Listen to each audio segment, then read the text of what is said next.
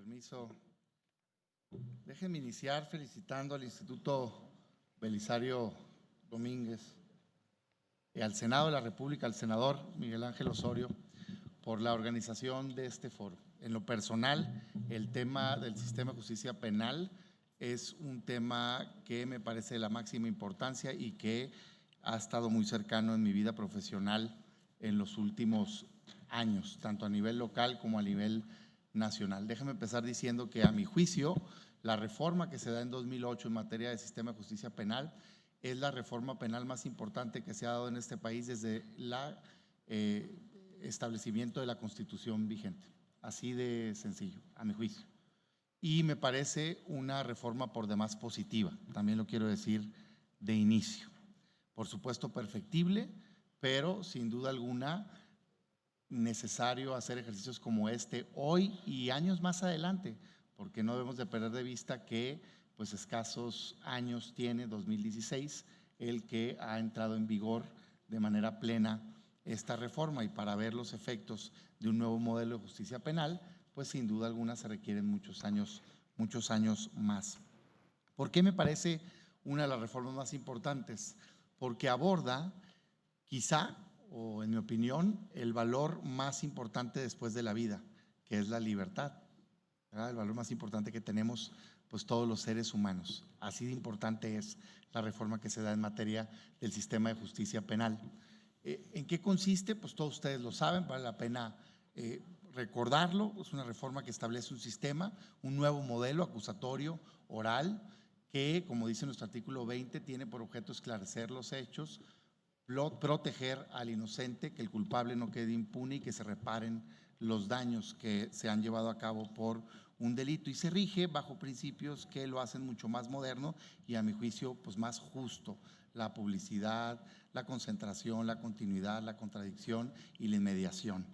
¿En qué se traduce? Pues se traduce en que los actos jurisdiccionales que llevan a cabo pues todos los miembros del proceso son públicos, el que se hacen en audiencias que son continuas, que se concentra en un solo momento los diferentes actos, que el juez tiene que estar presente de manera directa, cuestión que, por más increíble que parezca, pues no sucedía en el modelo anterior. De hecho, en la mayor parte de las actuaciones el juez pues no estaba presente, y esto pues lo que hace es vulnerar el derecho que tiene de defensa la parte. Un elemento principal de la reforma, a mi juicio, es que pone en igualdad de condiciones a quien acusa y a quien se defiende, y al juez en medio de ambos. ¿Para qué? Pues para impartir justicia, que es lo que le corresponde por ley. Dicho esto, déjenme darles un punto de vista desde alguien que lo vivió a nivel local y hoy le toca como legislador estar opinando en las distintas reformas. A mí me tocó ser presidente de la Comisión de Justicia del Congreso del Estado de Sonora, cuando estábamos en proceso de llevar a cabo el Código de Procedimientos Penales del Estado, antes de que se concibiera esta idea o antes de que se aprobara y se pusiera en acción el Código Nacional de Procedimientos Penales, código que también me tocó como legislador federal estar en el momento de su aprobación. Cuando estábamos analizando las reformas que se tenían que llevar a cabo y lo que implicaba, decidimos establecerlo o valorarlo en cuatro ejes que había sido impulsado, por cierto, por la Secretaría Técnica del Consejo o órgano implementador a nivel nacional. Cuatro elementos principales que se tienen que valorar, que a mí me parecen que están vigentes al día de hoy si se va a hacer un diagnóstico. Primero, los cambios legales, la ley en sí, hacer un documento jurídico que establezca de manera correcta el procedimiento penal, las garantías de la persona que está siendo procesada, por supuesto el margen de actuación del Ministerio Público y las actuaciones del juez. Para eso se tenían que hacer códigos de procedimientos penales, y al final se vino a resolver el problema con un Código Nacional de Procedimientos Penales que unificó a nivel nacional. Sé que hay quien critica este modelo de que existe un solo código nacional que establezca las reglas bajo la lógica de la independencia que tiene cada estado. En lo personal me parece que es correcto que si somos parte de un pacto federal de un solo país, las reglas de procedimiento sean las mismas a nivel nacional. El segundo eje que me parece que tiene que ser analizado en el marco de un diagnóstico, y en su momento nosotros lo analizábamos para poderlo implementar, tiene que ver con cambios organizacionales al interior de quienes van a implementar el modelo. Las policías que cobran una nueva función, ¿no? Todo este temor que tienen al ser primeros respondientes los elementos de las policías, de los distintos cuerpos, particularmente las policías municipales, que explican en gran medida por qué las cifras de inicio cayeron, porque muchos no reportaban, porque no querían ir a presentarse al nuevo proceso jurídico que los obligaba el código, pero también el fortalecimiento de las áreas de investigación particularmente, para poder llevar a cabo bien la labor del Ministerio Público en este nuevo modelo, en donde pues tienes que probar la culpabilidad de la persona antes de tenerlo detenido, ¿no? 3, la inversión en infraestructura, que me parece que es el elemento al cual le enfocó al menos el gobierno federal en aquel entonces la mayor prioridad. Creo que hay que hacer un análisis de si la inversión fue correcta o no y si se llevó a cabo en las áreas que verdaderamente tenían un impacto en la implementación de la reforma en materia del sistema de justicia penal. Es muy común ver ciudades judiciales, yo no sé si específicamente eso era lo que más se requería. Se requiere infraestructura pues en todos lados, desde los institutos de investigación de las policías hasta las propias aulas de juicios orales, porque físicamente no estaba habilitado, digamos, la infraestructura del Poder Judicial para poder llevar a cabo los procesos orales y muchas otras áreas más. Y por último, un elemento del cual no tengo duda que no se llevó a cabo de manera correcta, la capacitación y la difusión. Y de ahí el problema en la implementación, a mi juicio, y particularmente de ahí el problema de percepción de que no hay justicia en nuestro país. Y ahí yo me quiero detener porque creo que eso lo que ha generado son contrarreformas o un ambiente de contrarreformas al nuevo modelo del sistema de justicia penal, de las cuales yo no comparto. El modelo parte en el eje de la presunción de inocencia. La persona es inocente hasta que el Ministerio Público, el Estado, le compruebe su culpabilidad y por lo tanto no me pueden violentar mis derechos, me pueden sujetar a proceso, pero no me deberían de poder coartar mi libertad. Desde el origen de la reforma, por el momento delicado de seguridad pública que tenía el país, me parece que se cometió el error de generar este esquema de prisión preventiva oficiosa. En lo personal soy un enemigo total de la prisión preventiva oficiosa y nada tiene que ver con la gravedad del delito, tiene que ver con el riesgo que tiene la persona de sustraerse de la justicia. No es un argumento de defensa el tener coartado de su libertad a la persona sin haberle probado la culpabilidad, el que el delito del cual se le acusa es muy grave.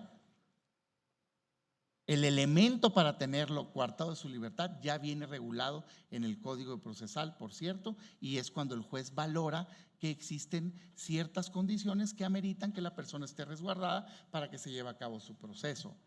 Y me preocupa, y por eso creo que estos foros son para alzar la voz, y perdón que me alargue un poco en mi análisis, porque veo una, digamos, iniciativa constante de todos los ejecutivos o de la mayoría de los ejecutivos estatales y a nivel federal de incrementar los delitos que ameritan prisión preventiva oficiosa como si eso fuera la respuesta. Es muy cómodo, a mi juicio, el echar la culpa de una supuesta puerta giratoria a el sistema o a los jueces. Yo diría, pues si establecen una buena investigación desde el Ministerio Público, les garantizo que los culpables van a dar a la cárcel. Esa es mi opinión, al menos. Y en este tipo de elementos parece que son los temas a debatir.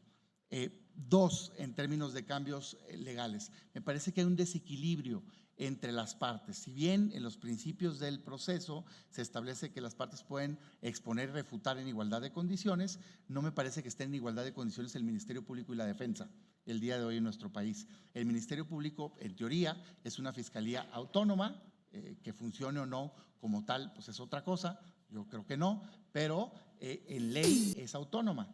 Debería entonces de ser autónoma también la defensa.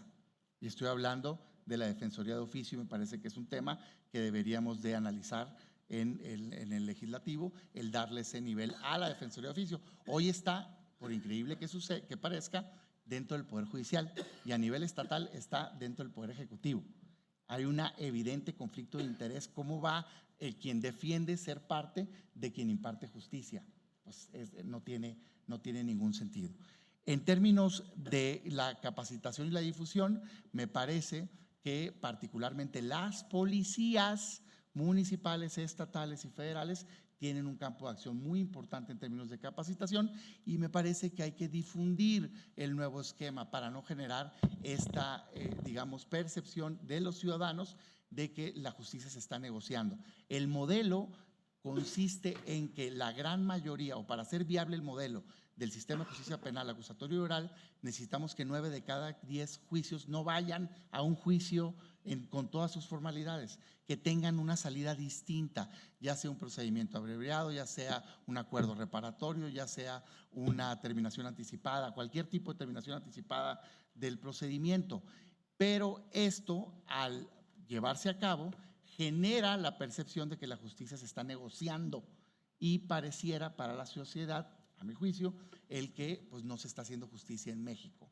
Parece que esto hay que entonces primero difundirlo, y segundo, pues ver si podemos privilegiar o fortalecer los esquemas con condiciones como por ejemplo tiene el modelo de justicia para adolescentes, si no me falla mi memoria, del Estado de México, en donde previo a algún beneficio de terminación anticipada se hace obligatorio el formar parte de un proceso de justicia restaurativa, que pudiera entonces esto compensar y dar la sensación de que verdaderamente se está llevando a cabo justicia en nuestro país. En fin, son muchos los elementos, perdón que me haya alargado, pero es un tema que en lo personal me apasiona y que creo que tenemos que tomar con la máxima responsabilidad, y me parece que esta es la vía. Más allá de forzar una iniciativa y subirla a debate ya en el Pleno sin el previo análisis a profundidad de las causas que están generando los problemas, me parece que lo primero que hay que hacer es este tipo de foros en donde podamos debatir con amplitud, respetando las posturas distintas, y entonces, ya que existe una conclusión sólida, poder llevar a un proceso de reforma legislativa. Enhorabuena por el foro, estaré muy atento al debate que se dé aquí y en la mejor disposición de fortalecer el nuevo modelo de justicia penal en nuestro país. Muchas gracias por su tiempo. Gracias por sus palabras, senador.